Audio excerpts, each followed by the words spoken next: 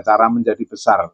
Nah, banyak orang pada umumnya itu ingin menjadi besar. Kata besar di sini adalah menjadi orang yang besar, orang yang dihormati, orang yang dianggap penting, ya. Jadi banyak orang itu mesti kepinginnya seperti itu, ya. Ekonomi kalau bisa ya yang mapan, yang kuat. Itu kalau bisnis ya menjadi besar. Ini keinginan setiap manusia, termasuk orang percaya. Bahkan pelayanan kalau bisa juga ingin menjadi yang besar. Kalau pendeta nek iso ya jadi pendeta yang besar, ya. Semua harus serba besar, ya. Itu manusiawi, Bapak Ibu yang dikasih Tuhan. Nah, tetapi bagaimana kita mencapai hal-hal yang besar itu? Bagaimana Bapak Ibu kita mencapai hal-hal besar itu? Nah, ada satu ironi yang mungkin kebalikan dari cara berpikir dunia, ya Bapak Ibu ya. Kita akan lihat dulu di dalam Matius 18 ayat 1 sampai ke 5. Di sini latar belakang dari ayat ini adalah kalau Bapak Ibu di dalam Alkitab itu ayat 1, Bapak Ibu itu ada tanda bintang ya. Coba Bapak Ibu pencet tanda bintangnya. Ada? Keluar di berapa itu? Lukas 22. Nah, Lukas 22 ayat 24. Itu latar belakang dari kenapa terjadi seperti itu ya. Ternyata terjadilah juga pertengkaran di antara murid-murid Yesus, siapakah yang dapat dianggap terbesar di antara mereka. Artinya ayat ini muncul ketika para murid itu sedang bertengkar, ya, merebutkan siapa yang paling besar di antara kita. Yo, aku sudah melakukan ini loh untuk Tuhan, aku sudah melakukan itu loh untuk Tuhan, aku sudah bekerja keras loh untuk Tuhan. Nah, ini murid-murid ini pada bertengkar, memperebutkan posisi siapa yang paling besar di antara kita. Pendek kata gini, siapa sih yang paling berjasa di sini? Ya, misalkan itu persekutuan Boyolali, nek ora enek aku, persekutuan itu bubar. Ya, itu merasa mencari yang terbesar. Nek ora enek Pak iki kacau, orang nek bumin wes kacau. Nah, ini pada berebut seperti itu. Nah, kurang lebihnya seperti itu, Bapak Ibu. Jadi murid-murid itu sampai bertengkar, mereka itu saling memperebutkan satu posisi untuk mendapatkan pengakuan siapa yang terbesar di antara kita. Nah, ini wajar, Bapak Ibu, karena keinginan manusia itu ingin nomor satu. Nah, manusia itu pengennya nomor satu, pengen yang diutamakan. Lainnya itu carry, yang penting saya dulu.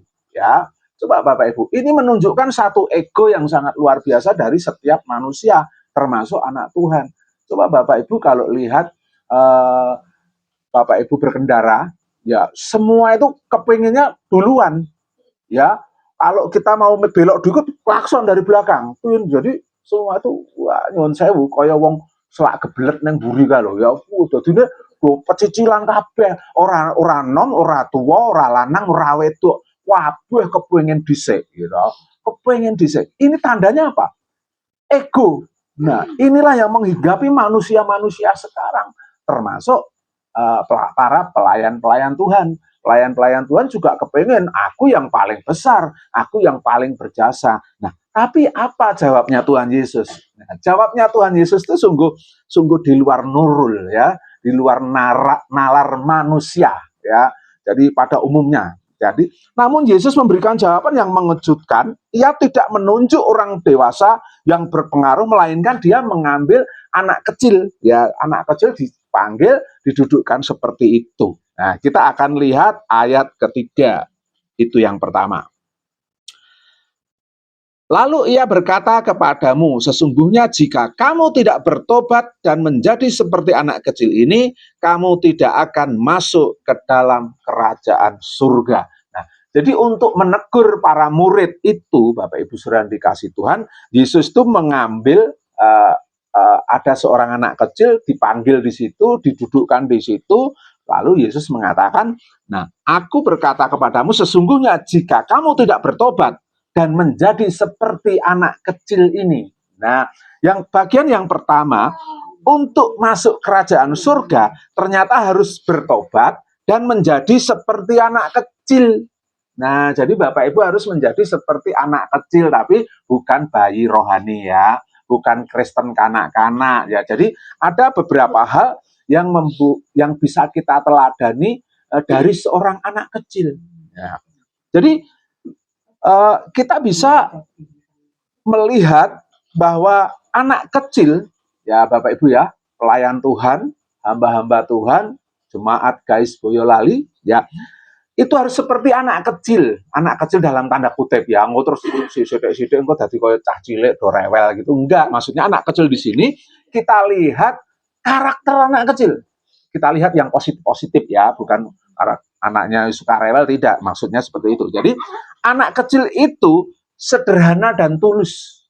Ya, coba anak kecil itu ora mikir apa-apa, Bapak Ibu ya, sederhana dan tulus.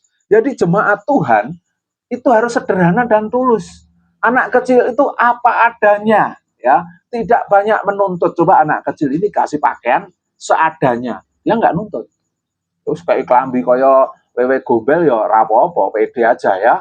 Dikasih apa ya bekas ya orang gagas pokoknya. Tapi kalau udah besar mulai milih-milih kan, karena egonya sudah terbentuk ya. Nah, orang yang mengikut Tuhan harus memiliki cara berpikir yang sederhana, yang apa adanya dan yang tulus. Nah, tulus itu tidak mempunyai motivasi lain selain hanya untuk memuliakan nama Tuhan. Jadi Bapak Ibu Saudara yang dikasih Tuhan, yang pertama adalah Bapak Ibu ketika ingin menjadi yang terbesar, Bapak Ibu harus menjadi yang terkecil, bahkan seperti anak kecil yang sederhana dan tulus, yang apa adanya. Ya, amin Bapak Ibu. Mau Bapak Ibu hidup apa adanya? Nah, orang yang hidup apa adanya ini nggak susah kok sebenarnya. Tapi kalau kita hidup banyak maunya, ya kita akan jatuh ke dalam berbagai-bagai pencobaan. Tetapi kalau kita mencukupkan diri dengan apa yang ada, apa adanya, tentu hidup kita juga akan baik-baik saja. Bahkan kita bisa menjalani hidup yang kelihatannya orang lain itu berat, tetapi kita bisa menjalani. Ya, itu harus seperti anak kecil yang sederhana dan tulus. Ya, anak kecil itu mudah percaya. Nah, mudah percaya. Jadi contohnya Icel ini, Bapak Ibu ya. Icel ini kalau diajak basa-basi nggak bisa. Ya, kemarin tuh saya ajak jalan-jalan, tetangga saya bilang, ayo mampir ke rumah Pak Des ini. Langsung masuk ke rumahnya itu. Ya, ditenani ya sama Ronaldo, dijanjiin, yo ke rumahku, kamu tak kasih boneka Barbie, padahal cuma bercanda.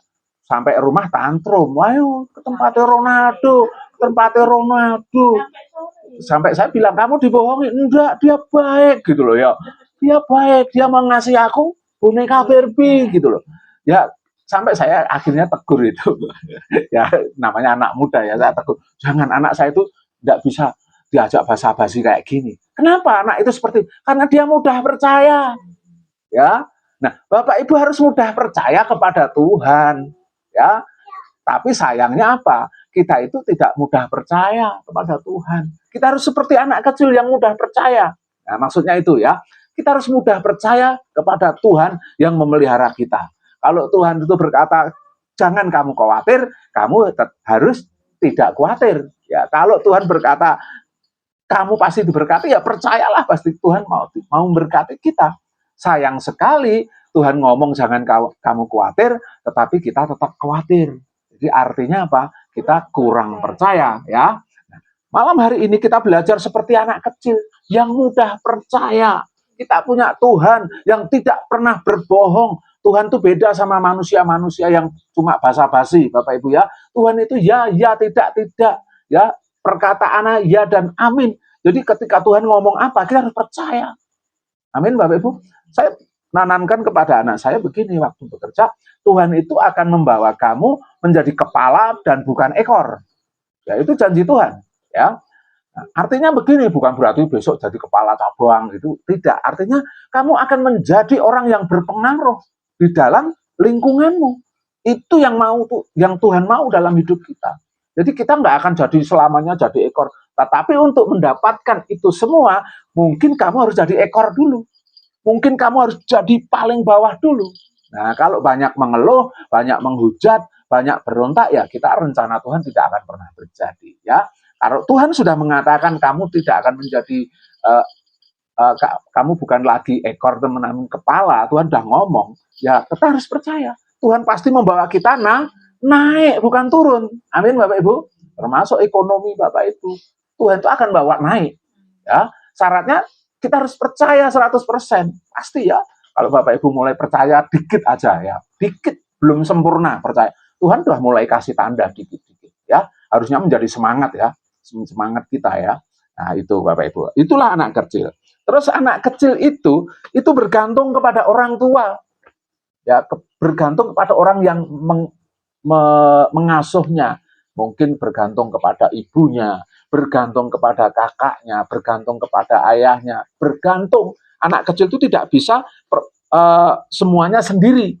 Dia harus butuh bantuan orang tuanya atau orang yang terdekat dengan dia. Demikian juga dengan Bapak Ibu Saudara. Bapak Ibu tidak bisa hidup sendirian. Bapak Ibu harus bergantung kepada Tuhan. Seperti anak kecil bergantung kepada orang tua, demikian juga kita harus bergantung sepenuhnya kepada Tuhan. Kalau kita bergantung kepada pengertian sendiri, kekuatan sendiri, banyak kali kita akan menjadi orang yang gagal. Tetapi ketika kita menjadi seperti anak kecil yang bergantung kepada orang tua, kita akan bergantung sepenuhnya kepada Tuhan. Tuhan pasti buka jalan. Tuhan pasti memulihkan kehidupan kita. Amin, Bapak Ibu. Itu. Terus anak kecil itu tidak mencari kehormatan. Anak kecil itu tidak mencari kehormatan. Jadi yos orang gagas lah, yang penting dipelihara orang tuanya, selesai lah. Dia enggak minta yang ini, enggak itu dan lain. Tapi kadang-kadang manusia itu mencari penghormatan. Padahal yang berhak dihormati hanya Tuhan ya. Jadi Bapak Ibu tidak boleh mencuri kemuliaan Tuhan. Kalau Bapak Ibu hari ini bisa, ini karena Tuhan. Kalau Bapak Ibu hari ini bertahan sampai demikian ini, bukan karena Bapak Ibu kuat. Bukan karena Bapak Ibu bakoh, meskipun story-nya aku kudu bakoh. Tapi kalau Tuhan nggak kasih Bapak Ibu menjadi orang yang bakoh, Bapak Ibu nggak akan bisa. Ya, jadi Bapak Ibu semua ini hanya karena Tuhan. Kita tidak perlu menonjolkan diri, ya, gitu ya. Terus anak kecil itu cepat mengampuni. Ya, ini barladaan besok sudah damai. Orang tua ya mungkin bisa bertahun-tahun, mungkin damai cuma di muka ya, belakangnya masih ada dendam. Nah, kita harus seperti anak kecil yang mudah mengampuni, yang mudah berdamai. Nah, bagaimana dengan saudara di tempat ini? Kita harus menjadi seperti anak kecil ini ya Bapak Ibu ya, saling mengampuni, saling berdamai, tidak simpan akar pahit dan lain sebagainya. Itulah yang bisa kita teladani dari seorang anak kecil. Maka Yesus tadi mengatakan bagaimana Bapak Ibu, untuk masuk kerajaan surga harus bertobat dan menjadi seperti anak kecil. Nah, ini Bapak Ibu boleh jawab sendiri ya. Apakah saya sudah seperti anak kecil? Bukan kekanak-kanakan, tidak ya. Ini saya garis bawah ya. Terus barki terus etok-etok kaya cah cilik dikasih pita di sini nganggo baju princess gitu, enggak gitu ya, ben kaya bocah gen imut-imut, enggak gitu ya. Jadi kita seperti anak kecil tuh, karakter positifnya anak ini loh, anak kecil tuh punya karakter positif loh ya, enggak bohong, enggak, kalau bohong itu gampang ketahuan karena dia belum banyak pengalaman ya, dia tulus dan lain sebagainya yang sudah saya sebutkan tadi. Sekarang kita akan melihat yang kedua. Yang kedua Bapak Ibu lihat ayat keempat. Oke ya. Sedang barang siapa merendahkan diri dan menjadi seperti anak kecil ini, dialah yang terbesar dalam kerajaan surga.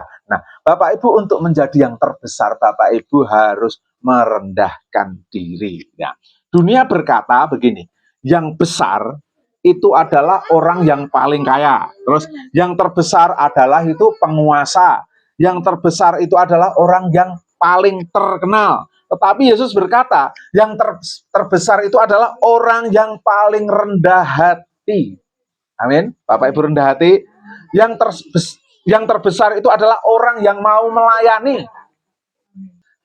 Nah, yang terbesar itu adalah orang yang mau melayani, bukan yang hanya minta dilayani. Jadi tadi Bu Darmi sudah berkata, dia punya saudara yang butuh ditolong, Bu Darmi sudah praktek. Itu melayani. Mungkin Bu Darmi nggak khotbah, ya khotbah mboten Bu, mboten nggih, mboten khotbah, tetapi dia memberi makan. Ya malah nangis ya. kasihan, punya hati, itu melayani. Nah, itu Bapak Ibu, itu lebih besar daripada yang dilayani. Nah, jadi begitu Bapak Ibu ya. Yang terbesar adalah orang yang tidak mencari kemuliaan diri sendiri. Jadi bukan karena wah aku neng kene sing paling dituakan. Jadi Bapak Ibu harus hormat kepada saya. Nggak bisa gitu ya. Saya harus melayani Bapak Ibu. Demikian juga Bapak Ibu harus berlaku seperti itu satu dengan yang lain. Tidak ada yang lebih besar di tempat ini. Yang terbesar itu hanya Tuhan ya. Jadi kalau kita ingin jadi terbesar, Bapak Ibu harus menjadi paling rendah. Bisa nggak kita merendahkan diri?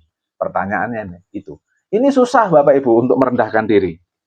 Nah, contohnya adalah Yesus. Yesus itu rela lahir di kandang, ya. Yesus hidup sederhana. Bahkan Yesus itu rela membasuh kaki para murid. Padahal Yesus itu pemimpin loh ya. Tapi dia menunjukkan kerendahan hati dengan cara apa? Membasuh kaki para murid. Terus bahkan dia memberikan nyawanya demi keselamatan kita semua. Ya, banyak anak-anak Tuhan, khususnya pelayan Tuhan, itu seperti bos. Pelayan Tuhan itu bukan bos, tapi harus memberi teladan, harus melayani. Jadi Bapak Ibu Saudara dikasih Tuhan, saya belajar untuk melayani GAIS Boyolali ini sebaik-baiknya semampu saya. Nah, saya juga waktu saya kuliah, saya konsultasi sama dosen, ngobrol-ngobrol sama dosen, ya agaknya memiliki pandangan yang berbeda. Ya, perpandangannya begini, kalau punya jemaat dijemput terus, jemaatmu nggak akan pernah dewasa. Wah, dia bilang gitu. Nah, dia nggak pernah melihat kondisi jemaatnya seperti apa.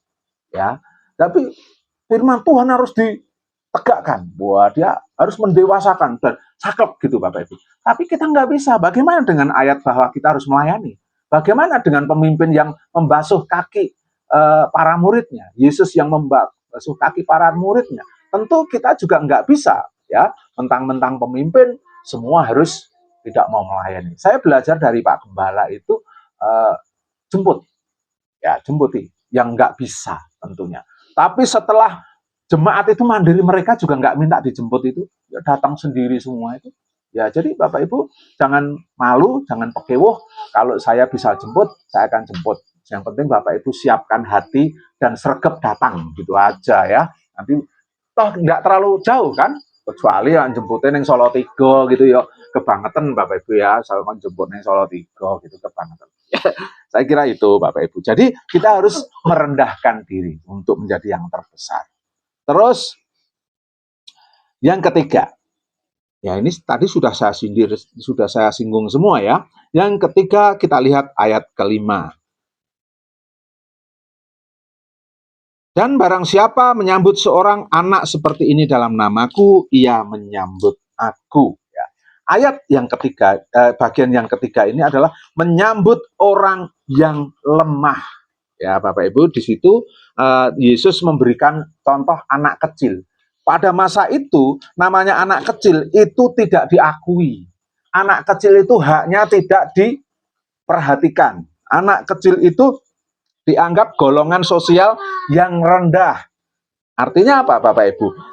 Orang yang ingin menjadi terbesar, dia harus menyambut orang yang lemah. Bapak Ibu sudah menyambut orang yang lemah? Dalam keluarga Bapak Ibu, pasti ada yang lemah. Dalam keluarga itu pasti ada orang yang lemah. Dulu saya punya keluarga, 3 bersaudara, saya, kakak saya ini, terus kakak saya yang paling barep namanya Pak Budi. Saya menganggap dia yang paling lemah, kakak saya itu. Ya, baik secara ekonomi, secara kehidupan, mungkin cara berpikir, karakter, itu paling lemah. Tetapi saya belajar ya untuk mengasihi dia. Sampai pada satu titik, dia pun ikut Tuhan. Coba kalau saya tidak belajar mengasihinya, ya mungkin dia tidak akan kembali dalam keadaan bertobat ya. Ayo puji Tuhan. Ketika kami mengasihi, justru kakak saya ini menerima Tuhan Yesus. Ya, jadi Bapak Ibu Saudara dikasih Tuhan, kita harus menyambut orang yang paling lemah itu supaya apa? Kita ini menjadi lebih besar dari orang-orang yang mungkin ingin meninggikan diri. Nah, kalau di tempat tadi ilustrasinya, kita punya saudara yang mungkin stres, yang tidak punya apa-apa. Kita tolong dia. Itu namanya menyambut orang yang lemah. Mau Bapak Ibu menyambut orang lemah? Nggak enak loh. Menyambut orang yang lemah itu nggak enak. Tetapi itulah syarat supaya Bapak Ibu menjadi yang besar di hadapan Tuhan. Amin Bapak Ibu. Ya, jadi begini Bapak Ibu. Aplikasinya, pertanyaan juga bagi kita, apakah kita peduli kepada setiap orang yang lemah? Apakah kita saling membantu? Apakah kita saling berbagi kasih dengan saudara-saudara kita? Ya mungkin kita korban tenaga, korban duit, korban apa. Tetapi kalau itu yang mau Tuhan lakukan, Bapak Ibu harus lakukan. Itulah cara supaya Bapak Ibu menjadi yang besar di hadapan Tuhan. Dan ketika Bapak Ibu menjadi besar di hadapan Tuhan, ya sudahlah Bapak Ibu kehidupannya pasti dipelihara Tuhan. Bapak Ibu bukan ekor, Bapak Ibu kepala. Bapak Ibu akan menjadi orang yang berpengaruh dimanapun Bapak Ibu. Apapun posisinya Bapak Ibu akan menjadi orang yang berpengaruh di lingkungan kita. Pengaruh apa? Pengaruh positif, bukan pengaruh negatif. Ya, saya kira itu Bapak Ibu sudah dikasih Tuhan, bahwa untuk menjadi yang terbesar, kesimpulannya begini, kita harus seperti anak kecil, ya, bertobat seperti anak kecil. Karakternya tadi ya. Yang kedua, mempunyai kerendahan hati. Yang ketiga, menyambut orang yang lemah. Jadi 3 hal ini Bapak Ibu Saudara yang membuat kita menjadi besar di hadapan Tuhan. Amin Bapak Ibu. Ya puji Tuhan, kiranya ini menjadi kekuatan bagi kita semua.